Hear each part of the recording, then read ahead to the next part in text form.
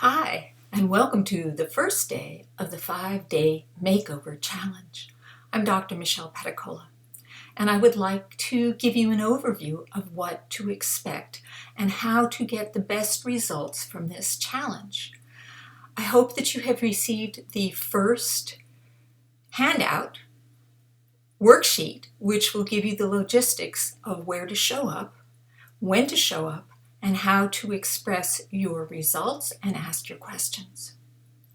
Let me go through the 5 days and what to expect. Today, we are going to focus on commitment.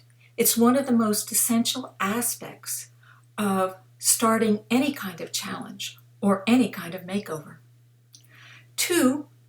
Day 2, we are going to focus on what your challenges are, so that you can pinpoint the specific challenge that you would like to work on in these 5 days. 3, we're going to look at blocks and barriers. What are the kind of things that have been holding you back so that you can have an awareness of what you need to work on in order to get your makeover? And finally, on the 4th day, we are going to look at your vision. What is it that you want to bring into your life? And we're going to take this very deep and specific so that you can really appreciate what it is that you want in your life. And finally, on the last day, we are going to have a webinar in which I'm going to review what we've covered and also go deeper so that you can even have a better result from the Makeover Challenge. So those are the 5 days. Today, I want to talk about commitment. Commitment is really important. Now, you can look at the worksheet and it's asking you to commit to all 5 days, commit to doing the worksheets, commit to showing up, to asking questions or sharing your results. That doesn't seem like a whole lot. But it actually is. Because when you start to do a makeover, when you start to change your life, there's going to be resistance. There's going to be pushback. If I were to ask you for $20,000 for a makeover, I want you to take this seriously. Would you say yes?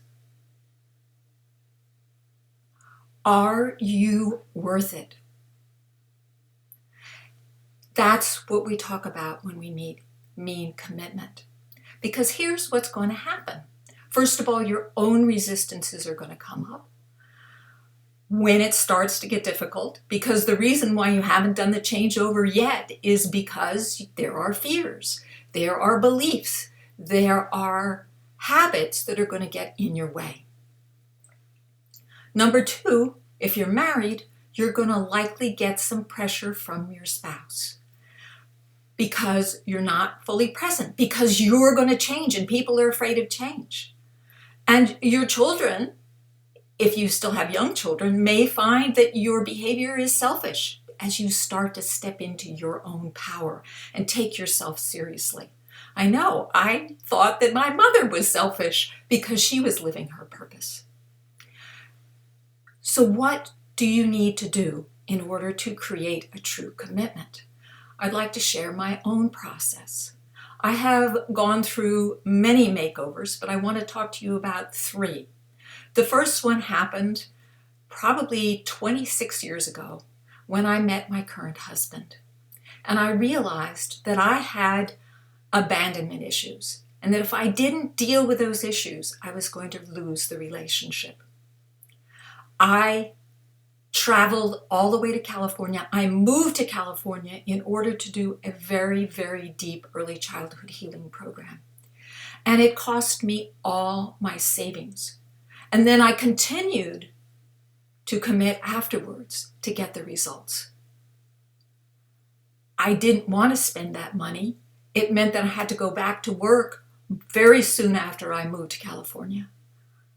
But it was what I needed to do. It was what the commitment required. And I'm happy to report that I'm still with my husband 24 years later. The second challenge, the second makeover, happened very soon after, a couple of years later. And I decided after my parents died that I wanted to make a film series, a documentary series. Now, I had never made a documentary in my life, but I felt compelled because my mother conveyed to me that if I didn't live my purpose, I would die with regret. So I committed. And at first, I did not put a lot of money into it because I wasn't really in. I was not full in. So I was trying all these shoestring approaches to it. But finally, I ended up committing over $30,000 to make this film series. And it took 10 years of my life to complete this film.